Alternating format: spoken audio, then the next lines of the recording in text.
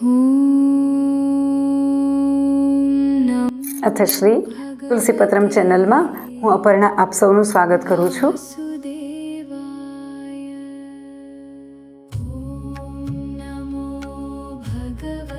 પુરુષોત્તમ માસ મહાત્મય અધ્યાય આગળ બૃહદ નારદીય પુરાણ અંતર્ગત નિહાળીએ. પુરુષોત્તમ માસ મહાત્મય અધ્યાય 30. આ અધ્યાયમાં મહાત્મય સાંભળવાનું ફળ દર્શાવાયું છે. શ્રી ગણેશાય નમઃ. પુરુષોત્તમ ભગવાનની જય. સૂત ઉવાચ ઇત્થમ પુરુષોત્તમ વ્રતા ધર્મમ આકર્ણ્ય નારદો મુનિ કિંચિત પ્રષ્ટુમના વિપ્રા મુનિમાહ પુરાતનમ. સૂત બોલ્યા, હે બ્રાહ્મણો, આ પ્રમાણે પતિવ્રતાના ધર્મો સાંભળ્યા પછી નારદ મુનિને બીજું કંઈક પૂછવાનું મન થયું.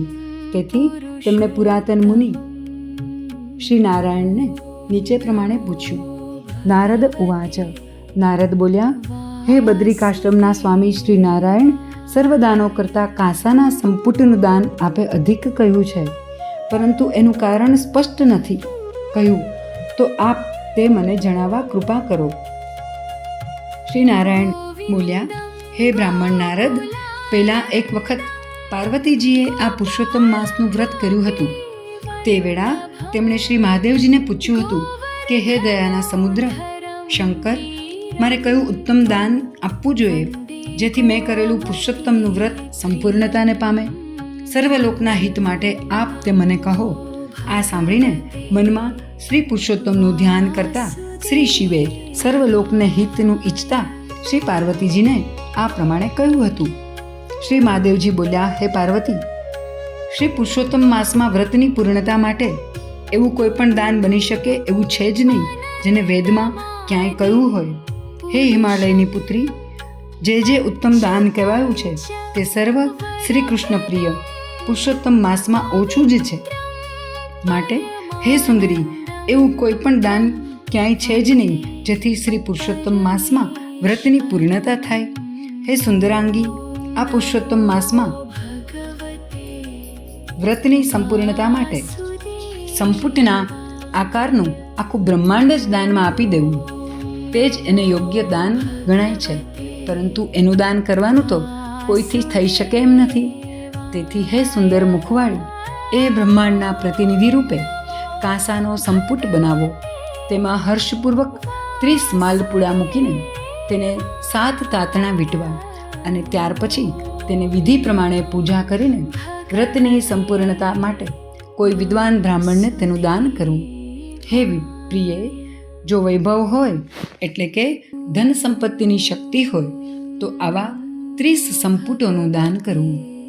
શ્રી શિવ ભગવાનનું આ ઉપકાર કરનારું વચન સાંભળીને સર્વલોકનું હિત ઈચ્છનારા શ્રી પાર્વતીજી હર્ષ પામ્યા. પછી હે નારદ, તેમણે એવા 30 સંપુટોનું વિદ્વાન બ્રાહ્મણોને દાન કર્યું અને વ્રતની વિધિ આ રીતે પૂર્ણ કરીને અત્યંત આનંદ પામ્યા. સૂત ઉવાચ.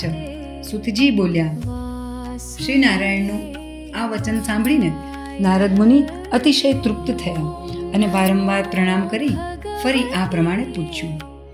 નારદ ઉવાચ. નારદ બોલ્યા, આજે આ ઉત્તમ મહાત્મય સાંભળી મને નિશ્ચય થયો છે કે સર્વ સાધનો કરતાં આ પુરુષોત્તમ માસ સર્વોત્કૃષ્ટ સાધન છે. આ પુરુષોત્તમ માસનું મહાત્મય સાંભળવાથી પણ મનુષ્યોના મોટા પાપનો જો નાશ થાય તો જે મનુષ્ય આ માસનું વ્રત વિધિ પ્રમાણે કરે તો તેના સર્વ પાપ નાશ પામે. એમાં શું કહેવું? આવું મારું માનવું છે.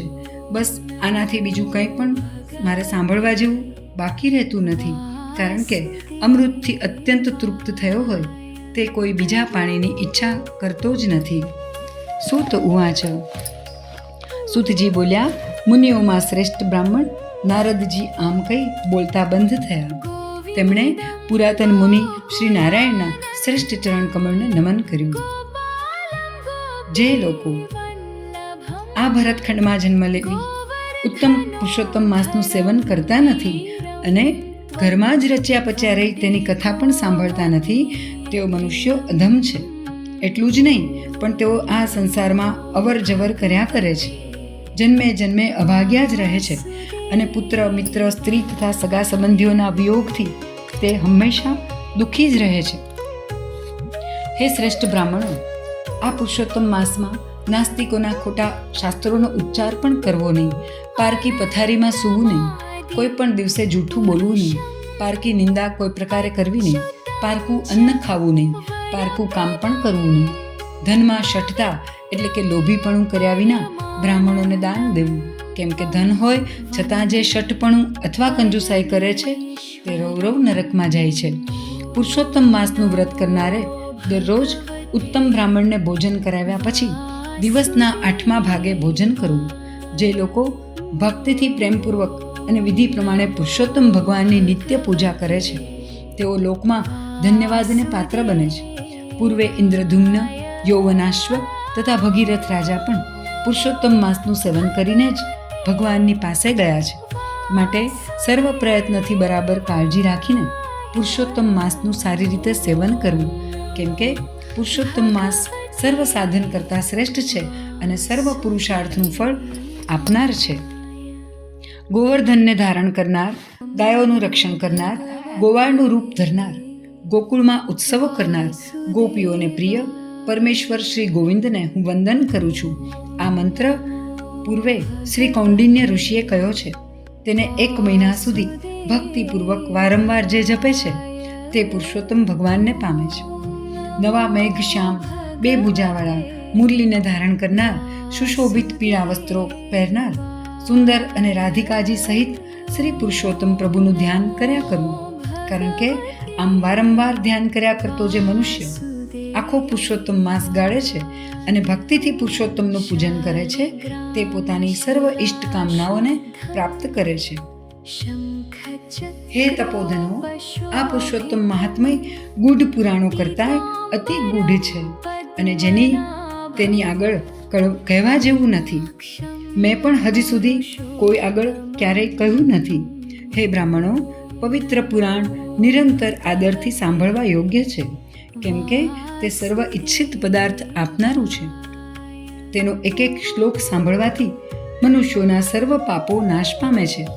હે શ્રેષ્ઠ મુનિઓ, ગંગા આદિક સર્વ તીર્થોમાં સ્નાન કરનારને જે ફળ પ્રાપ્ત થાય છે તે જ ફળ આ પુરુષોત્તમ મહાત્મય સાંભળનારને પ્રાપ્ત થાય છે. તેમજ આખી પૃથ્વીની પ્રદક્ષિણા કરનારો મનુષ્ય કે પુરુષ જે પુણ્યને પામે છે તે જ પુણ્ય આ પુરુષોત્તમ માસ મહાત્મય સાંભળનારો પામે છે. તેને સાંભળવાથી બ્રાહ્મણ બ્રહ્મતેજવાળો, ક્ષત્રિય રાજા, વૈશ્ય ધનપતિ થાય છે અને શુદ્ર ઉત્તમપણું પામે છે. એટલું જ નહીં, પરંતુ બીજા ભીલ, કોળી, વાઘરી અને હુણ મ્લેચ્છ જાતિના લોકો જેઓ પશુઓ જેવું જીવન ગાળનારા છે તે બધા પણ ઉત્તમ મહાત્મય સાંભળીને મુક્તિને પામે છે.